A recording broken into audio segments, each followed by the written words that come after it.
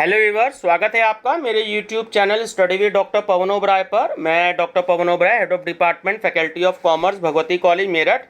Viewers, इस video में मैं आपसे आज डिस्कस करूंगा जो सीसेस यूनिवर्सिटी में आपका एमकॉम सेकेंड ईयर में पेपर है प्राइवेट में, और रेगुलर में एमकॉम फोर्थ सेमेस्टर में जो पेपर है आपका security analysis and portfolio management. तो मैं उसका एक 500 क्वेश्चन का क्वेश्चन बैंक डिस्कस कर रहा हूँ।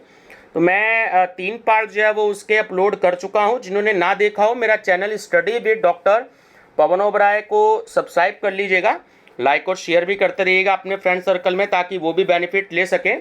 और दूसरा, आप हर सब्जेक्ट की प्लेलिस्ट विजिट करिएगा, ठीक है, क्योंकि मैं कुछ वीडियोज़ है 2 तरीके से अपलोड करता हूँ। एक तो पर्टिकुलरली एमकॉम में या बीकॉम में पेपर है, और दूसरा वो अगर आपके एनटीए नेट के लिए या टीजीटी पीजीटी के लिए भी हेल्पफुल है, तो उसकी मेरी अलग अलग प्लेलिस्ट बनी हुई है।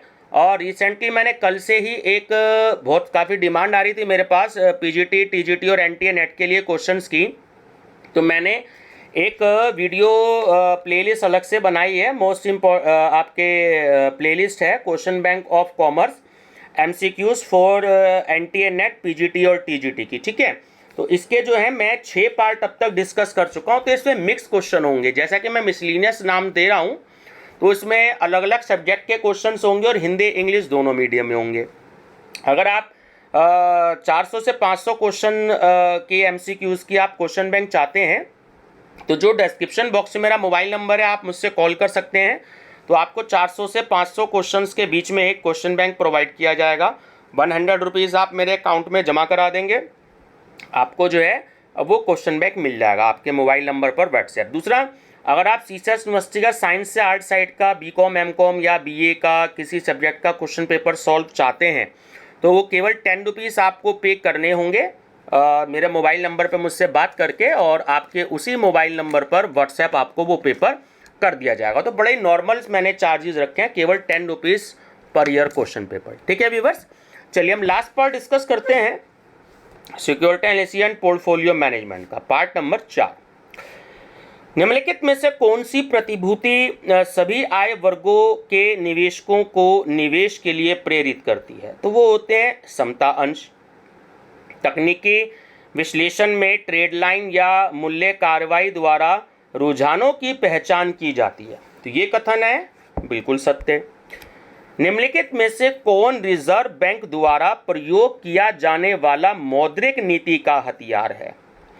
तो वो है CRR, है ना, कैश रिजर्व रेशियो। भारत में स्कंध विपणियों यानी कि जो स्टॉक एक्सचेंजेस हैं, तो उसकी कीमतों में सम्मिलित है। तो तीनों ऑप्शन सही हैं कि वित्तीय संस्थाओं का आधिपत्य भी है, पेशेवर प्रवृत्ति का अभाव भी है, और अल्प तरलता भी है। तो ऑप्शन डी करेक्ट है ये सभी। ऑफर डॉक्यूमेंट को पब्लिक इशू की दशा में डैश कहा जाता है, जबकि राइट इशू की दशा में डैश कहा जाता है। तो पहला जो फिल दी ब्लैंक है उसमें आएगा प्रस्ताव पत्र, और जो दूसरा है उसमें होगा प्रविवरण, है ना, प्रोस्पेक्टस कहते हैं प्रविवरण को। चलिए नेक्स्ट है, मार्कोविज विचारधारा का मूल उद्देश्य है। तो ऑप्शन डी सही है कि प्रतिभूति संबंधी जोखिम एवं प्रत्याय का विश्लेषण। सेबी किसी इशू के लिए अनुशंसा कर सकती है, तो बिल्कुल असत्य कथन है ये। स्टॉक एक्सचेंज का यह स्वरूप नहीं है। पब्लिक लिमिटेड कंपनी जो है ये स्टॉक एक्सचेंज का स्वरूप नहीं होता। मार्कोविज मॉडल का दूसरा नाम है, तो वह है पुल कोवेरियंस मॉडल, है ना, बहुत ही इंपॉर्टेंट क्वेश्चन है। कीमतों में घट बढ़ को चार्ट्स के द्वारा मापा जाता है। तो जो है देखिए वो है आपका बार चार्ट, लाइन चार्ट और पॉइंट्स और फिगर चार्ट्स, है ना। तो सभी है इन सभी के द्वारा। चार्ट बनाने वालों का विश्वास है कि चार्ट्स, तो तीनों बिल्कुल सही हैं कि भविष्य के लिए जाने वाले निर्णयों की ओर संकेत करते हैं, पिछली ऐतिहासिक गतिविधि दर्शाते हैं, और खरीदने और बेचने की चालू प्रवृत्ति को दर्शाते हैं। तो सही आंसर है ऑप्शन नंबर डी, उपयुक्त सभी। कीमत में उल्टाव को दर्शाने वाले अधिक महत्वपूर्ण तरीका कहलाता है, तो वो होता है टॉप और बॉटम्स। तकनीकी विश्लेषण का सरलतम और महत्वपूर्ण तरीका नहीं है, तो वो है ऑप्शन डी, बी और सी दोनों, यानी मूविंग एवरेज भी नहीं है और संबंधित सूचकांक भी नहीं है। तकनीकी विश्लेषण के अंतर्गत निम्न में से किस कारक को ध्यान में रखते हुए व्यूह रचना तैयार की जाती है? तो दोनों ऑप्शन इसमें ठीक है कि मांग और पूर्ति में आपसी संबंध का विश्लेषण कर और कीमत मात्रा में आपसी संबंध का विश्लेषण करके। तो सही आंसर है ऑप्शन नंबर सी, ए और बी दोनों। विवेकशील निवेशक अंशों में अधिक निवेश करता है तो अपनी जीवन अवस्था के प्रारंभ में। ठीक है, बहुत ही इंपॉर्टेंट क्वेश्चन है। डीडीएम का पूरा नाम क्या है इसमें, तो ये भी बहुत इंपॉर्टेंट है, तो वह है डिविडेंड डेप्थ मॉडल। अंश के पुस्तक मूल्य में वृद्धि से प्रकट होता है तो वो होती है संचय में वृद्धि। पिछली प्रवृत्ति का गौण संशोधन कीमत में पिछली गिरावट था, वृद्धि का डैश प्रतिशत है, तो वो है 33% से 66%। तकनीकी विश्लेषण के संकेतों में सम्मिलित है, तो देखिए इसमें क्षेत्र, समय और मात्रा ये सभी सम्मिलित होते हैं। तकनीकी विश्लेषकों के अनुसार स्क्रिप्ट का बाजार मूल्य डैश के द्वारा निर्धारित किया जाता है, तो वो होता है मांग और पूर्ति की परस्पर क्रिया से। एक समर्थन स्तर होता है, तो ऑप्शन डी सही है कि उस मूल्य पर जहां महत्वपूर्ण मांग उत्पन्न होती है। डोव सिद्धांत का विकास डैश को स्पष्ट करने के लिए किया गया। ऑप्शन सी, डोव जोन्स औद्योगिक मध्यों, बहुत इंपॉर्टेंट है, ध्यान रखिएगा, डोव जोन्स औद्योगिक मध्यों को स्पष्ट करने के लिए। तकनीकी संकेतक सहायता करते हैं, तो संपूर्ण बाजार की दिशा को दर्शाने के लिए। ठीक है, चलिए, एक कंपनी द्वारा कोषों को एकत्रित, इनमें प्रचलित एवं सरल तरीका है, तो वो है आपका सार्वजनिक निर्गमन।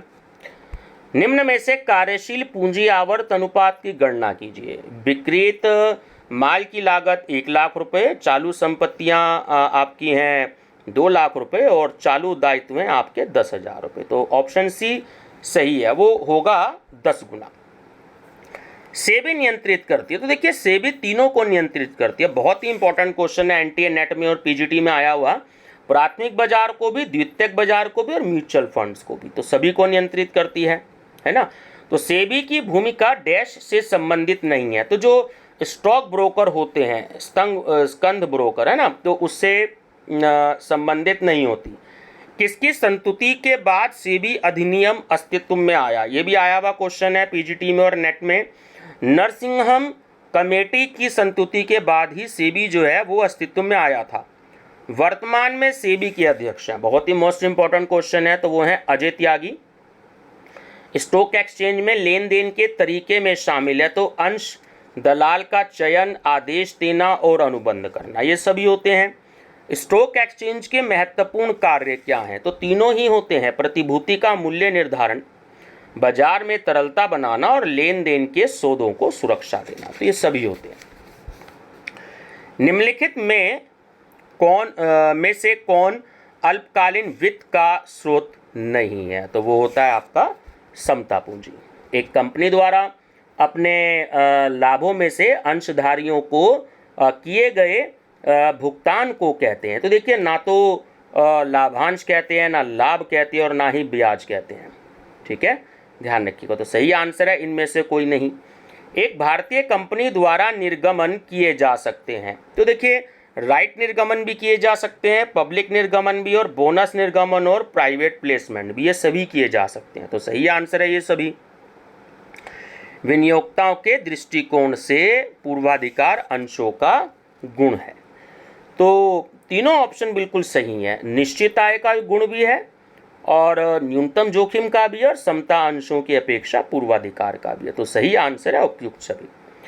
ऐसी संस्था जो सामान्य वित्तीय उद्देश्यों में भागीदार होने वाले विनियोक्ताओं के कोषों को एकत्र करके विनियोग करती है, तो उन्हें क्या कहा जाता है? ठीक है, तो उन्हें कहा जाता है म्यूचुअल फंड्स। वरिष्ठ नागरिक की दशा में सबसे सुरक्षित निवेश कहलाता है? तो वो कहलाता है बैंक में स्थायी जमा।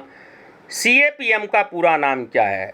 B.Ed एंट्रेंस में और TGT PGT में आया हुआ है, कैपिटल एसेट प्राइस मॉडल। विकास का उन्मुख उद्योग की विशेषता है? तो विकास उन्मुख उद्योग की विशेषता है ऑप्शन नंबर ए, उच्च उपार्जन दर। निवेश के संदर्भ में जोखिम का क्या अर्थ है? तो वो है ऑप्शन ए कि संभाव्य प्रत्याय की अपेक्षित प्रत्याय से विपरीत भिन्नता है। प्रत्याय का प्रकार है तो तीनों ही है, संभावित दर भी है, आंतरिक प्रत्याय दर भी है और बॉन्ड भी है, बॉन्ड दर। तो ऑप्शन डी करेक्ट है ये सभी। प्रत्याय वह धनराशि है जो डैश के परिणाम स्वरूप प्राप्त होती है, तो वो है विनियोग। विशिष्ट प्रतिभूतियों को निश्चित भावी तथ्य पर क्रय अथवा विक्रय करने के लिए किए गए समझौतों को क्या कहते हैं? वर्तमान अनुबंध। निम्नलिखित में से कौन सा तत्व स्कंद विपणि में प्रतिभूतियों के मूल्यों को प्रभावित करने वाले आर्थिक तत्वों की सूची में सम्मिलित है? तो उसमें व्यापार चक्र और लाभांश की दर और बैंक दर ये सभी सम्मिलित है।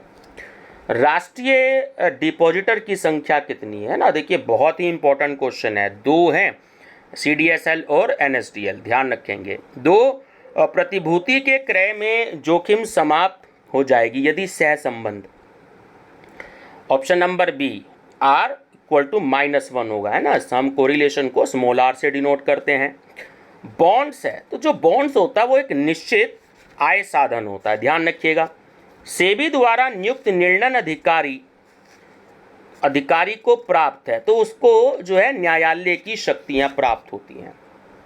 निम्न में से कौन भारत के स्कंध बाजार का सूचकांक है? तो ये आपका ऑप्शन नंबर डी सही है। निफ्टी आप अक्सर न्यूज़ में सुनते हैं और सेंसेक्स ये भी आप अक्सर न्यूज़ में सुनते हैं। तो निफ्टी और सेंसेक्स दोनों ये एक्चुअली जो है ना भारत जो स्टॉक मार्केट होता है उसके ये इंडेक्स होते हैं ना, ठीक है। पूर्वानुमान की गुणात्मकता और शुद्धता में वृद्धि के लिए प्रयोग किया जा सकता है, उसमें प्रतिगमन विश्लेषण, रिग्रेशन एनालिसिस। सेबी चेयरमैन का कार्यकाल केंद्रीय सरकार द्वारा कितने महीने के लिए बढ़ाया जा सकता है? केवल 18 महीने तक। किसी प्रतिभूति के लिए आधार विश्लेषण का प्रयोग कब होता है? तो दोनों ही ऑप्शन सही हैं। प्रतिभूति के गत प्रत्यायों की जानकारी के लिए और प्रतिभूति के अति मूल्यांकन व अल्प मूल्यांकन की जांच के लिए। तो ऑप्शन सी करेक्ट है दोनों। ऐसी कंपनी जो अपने अंशों को वापस खरीदना चाहती है उनको सेबी अधिनियम के अनुसार एक डैश खाता खोलना पड़ता। मोस्ट इंपॉर्टेंट क्वेश्चन है, एस्क्रो, ठीक है। जो अपने अंशों को वापस खरीदना चाहती है तो उस कंपनी को एस्क्रो खाता खोलना पड़ता है, ठीक, ध्यान रखेंगे। लोग जो है ना डीमैट पे टिक लगाते हैं तो वो गलत है।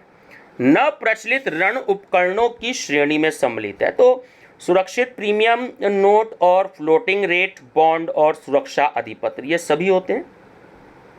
संपूर्ण बाजार के संदर्भ में किसी विशिष्ट प्रतिभूति के मूल्यों में उतार चढ़ाव की माप को कहा जाता था, तो उन्हें कुछ भी नहीं कहा जा सकता था। इनमें ना बीटा, ना विचलन और ना प्रसरण, है ना। तो सही आंसर है इनमें से कोई नहीं।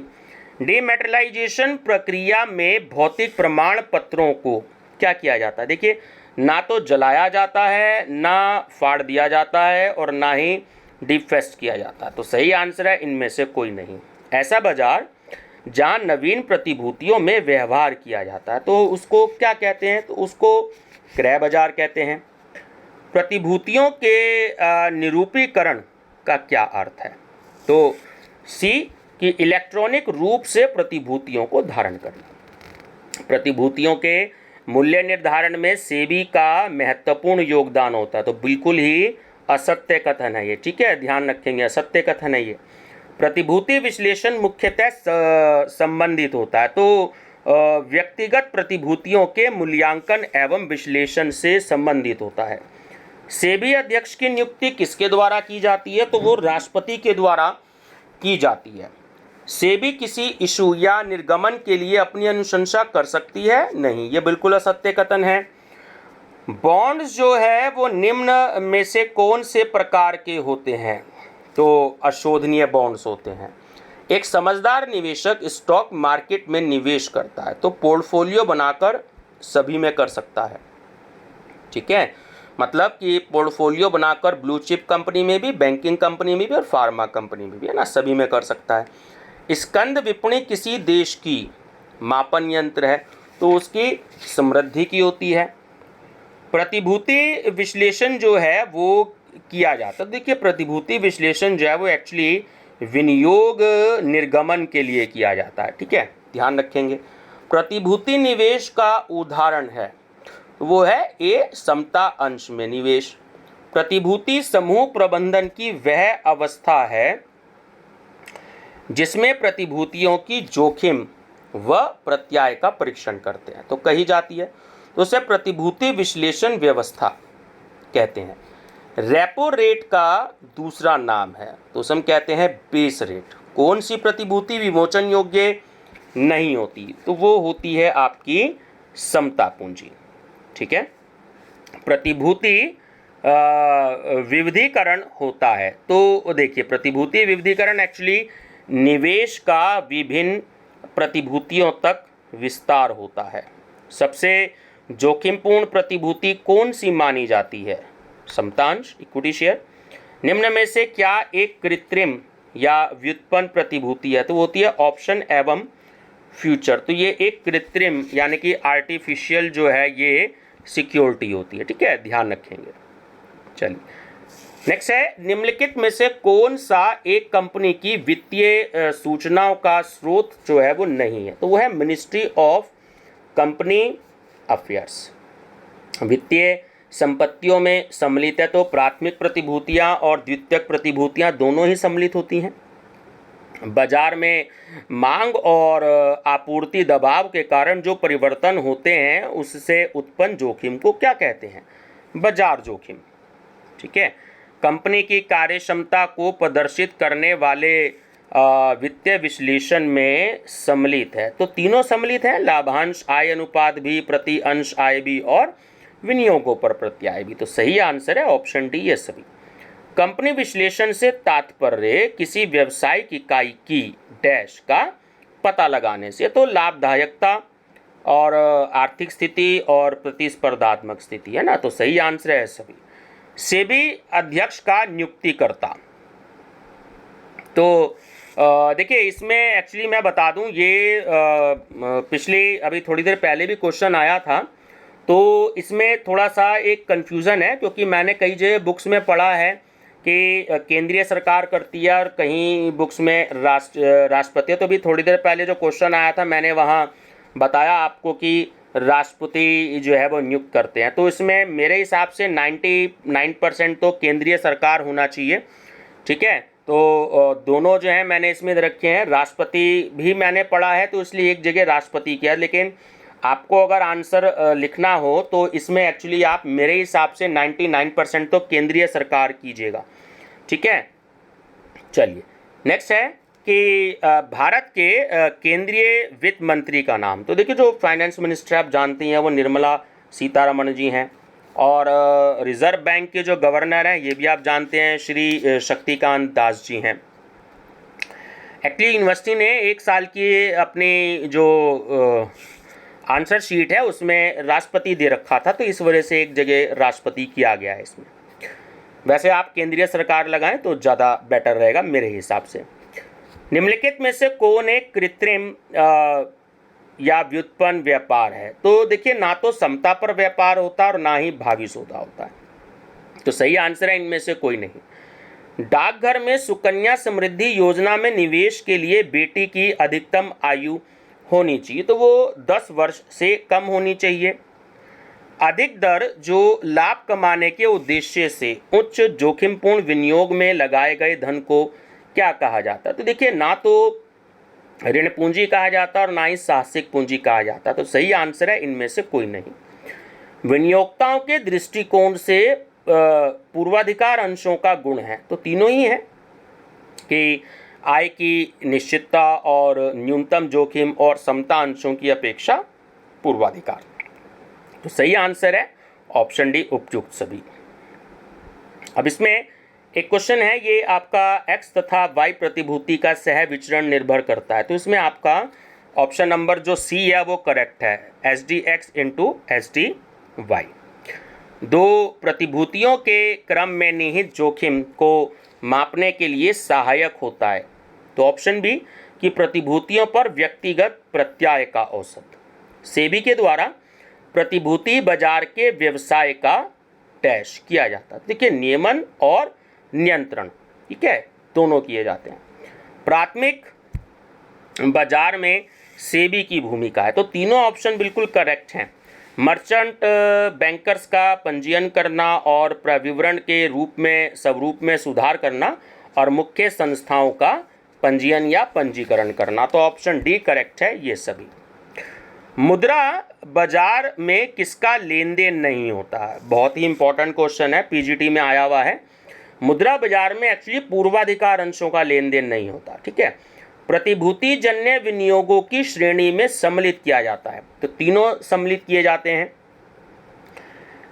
परिवर्तनशील ऋण पत्रों को भी, समता अंशों को भी और पूर्वाधिकार अंशों को भी। तो ऑप्शन डी करेक्ट है ये सभी।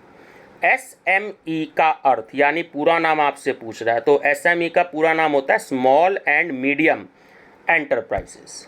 निम्नलिखित में से कौन सी प्रतिभूति सभी आय वर्गों के निवेशकों को निवेश के लिए प्रेरित करती है? समता अंश सहसंबंध दर्शाता है। तो दोनों ऑप्शन ठीक हैं। दो व्यक्तिगत प्रतिभूतियों के बीच प्रत्याय और दो व्यक्तिगत प्रतिभूतियों के बीच जोखिम। तो ऑप्शन सी करेक्ट है, ए और बी दोनों। वित्तीय विवरण विश्लेषण किसी व्यवसाय के वित्तीय कारकों के मध्य संबंधों को प्रकट करने की एक विधि है। तो यह परिभाषा किसने दी है? मायर ने। निवेश वातावरण में शामिल है, तो उद्योग का अध्ययन, फर्म का अध्ययन और अर्थव्यवस्था का अध्ययन, ये सभी सम्मिलित है। विनियोग संबंधी नीति डैश का आधार प्रस्तुत करती है। तो वो पोर्टफोलियो का आधार प्रस्तुत करती है। निम्नलिखित में से कौन विनियोगों की मात्रा को प्रभावित न करने वाला तत्व है? तो वो है हमारा संप्रेषण पद्धति। सूट निवेशक कौन होता है? ऑप्शन बी व्यक्तिगत क्षमताओं और आवश्यकताओं के आधार पर निवेश करने वाला। किसी संस्था में विनियोग की गई समता पूंजी की लाभदायकता की जांच की जाती है। तो वो बी सही है, विनियोगों पर प्रत्याय द्वारा। विनियोग विश्लेषण में भावी डैश का निर्धारण किया जाता है। तो भावी जोखिमों का निर्धारण किया जाता है। नवीन विनियोगों की श्रेणी में सम्मिलित किया जाता है। तो इक्विटी बॉन्ड्स, कॉलेबल बॉन्ड्स और सिक्योर्ड प्रीमियम बॉन्ड्स, इन सभी को। विनियोक्ता अधिक जोखिम सहन कर सकते हैं डैश की अवस्था में। एकत्रीकरण की निम्नलिखित में से विनियोग सूचनाओं का स्रोत कौन है? तो देखिए, वित्तीय पत्रिका भी होते हैं, कंपनी सूचनाएं भी होती हैं और प्रकाशन भी होती हैं। तो ऑप्शन डी करेक्ट है ये सभी। निम्नलिखित में से कौन सा जोखिम रहित विनियोग माना जाता है? तो जो सरकारी ट्रेजरी बिल होते हैं ना, बहुत इंपॉर्टेंट क्वेश्चन है। सरकारी ट्रेजरी बिल जो होते हैं वो जोखिम रहित विनियोग माने जाते हैं। लिए गए ऋणों के भुगतान की क्षमता को क्या कहा जाता है? साख दर, ठीक है, क्रेडिट रेट। डैश के क्षेत्र में सतत वृद्धि क्रेडिट रेटिंग में वृद्धि का एक प्रमुख कारक है। तो वो है आपका सूचना प्रौद्योगिकी। निवेश विश्लेषण की प्रकृति में सम्मिलित है। तो तीनों ऑप्शन बिल्कुल सही हैं कि प्रतिभूतियों का मूल्यांकन करना, जोखिमों और वापसी का उपाय करना, भविष्य के प्रदर्शन की भविष्यवाणी करना। तो ऑप्शन डी करेक्ट है, उपयुक्त सभी। निवेश भविष्य को सुरक्षित रखने की वित्तीय प्रक्रिया है, ये कथन बिल्कुल सत्य है। विनियोग विकल्प को प्रभावित करने वाले कारक हैं। तो सुरक्षा, तरलता और प्रत्याय, ये सभी होते हैं। एवेन्यू निवेश कहलाता है। तो समता अंश, म्यूचुअल फंड्स, ऋण और बॉन्ड्स, ये सभी एवेन्यू निवेश कहलाते हैं। इंपॉर्टेंट क्वेश्चन है ये। विभिन्न प्रकार की वित्तीय संपत्तियों अथवा विनियोग उपकरणों के समूह को कहते हैं। तो उन्हें हम विनियोग मिश्रण कहते हैं। निजी प्रयोग हेतु क्रय की गई कार में निवेश को डैश कहते हैं तो उन्हें हम अवित्तीय निवेश कहते हैं। निवेश के सट्टा योग्य साधन है तो देखिए फ्यूचर, कमोडिटीज और ऑप्शन ये सभी होते हैं। पूर्वाधिकारी अंशों से विनियोक्ताओं को प्राप्त होने वाले लाभों में सम्मिलित है। तो इसमें थोड़ा सा आंसर लगाना रह गया है व्यूवर्स। आई थिंक इसमें ये सभी था। पर्याप्त सुरक्षा, लाभांश में प्राथमिकता और निश्चित है, तो ये सही आंसर है ना, ऑप्शन डी है सभी। निवेश में लगातार डैश की आवश्यकता होती है तो वो होती है निर्णयन की। नेक्स्ट है विनियोग पर प्रत्याय अनुपात होता है तो वो होता है विनियोग व लाभ। विनियोग प्रबंध मुख्य रूप से संबंधित है तो ऑप्शन ए सही है कि विनियोग की आवश्यकताओं की पहचान करने से। विनियोग निर्णय प्रक्रिया के अंतर्गत सम्मिलित नहीं है तो ऑप्शन बी उपलब्ध विनियोगों की अपेक्षा। विनियोग प्रबंध द्वारा होता है तो विनियोग प्रबंध द्वारा कर के भार में कमी होती है। निम्नलिखित में कौन सा अप्रत्यक्ष विनियोग है तो वो है भविष्य निधि। विनियोग निर्णय लेते समय निम्नलिखित में से किस घटक को ध्यान में रखा जाता है? तरलता को। विनियोग नीति की स्थापना के लिए आवश्यक कदम है ऑप्शन सी उद्देश्य, बाधाएं और प्राथमिकताएं। ठीक है, और लास्ट क्वेश्चन है कि विनियोग की मात्रा को प्रभावित करने वाला घटक नहीं है तो देखिए वो है आपका शिक्षा का स्तर। ठीक है व्यूअर्स, तो ये लगभग जो है 26-27 मिनट की वीडियो बन गई है। तो मैंने एक्चुअली थोड़ा सा फास्ट इसलिए कराने की कोशिश करी है ताकि 26-27 मिनट में आपके 125-130 क्वेश्चन के आसपास हो जाए। तो 4 पार्ट में मैंने इस सब्जेक्ट को ख़त्म कर दिया है। 500 क्वेश्चंस आपके ये हो गए हैं। ठीक है, पीडीएफ चाहते हैं तो आप डिस्क्रिप्शन बॉक्स में जो नंबर दिया है, कई सारी लिस्ट में मैंने दिया है 40-50 वीडियो में, तो आप उस नंबर में कॉल करके मुझसे ले सकते हैं, बात कर सकते हैं। ठीक है व्यूअर्स, तो वीडियो पसंद आए तो लाइक, शेयर, सब्सक्राइब जरूर कर लीजिएगा और अपने फ्रेंड सर्कल में भी जो है आप इसको शेयर कीजिएगा ना। आपके कमिंग एग्जाम्स के लिए मेरा best of luck. Thank you.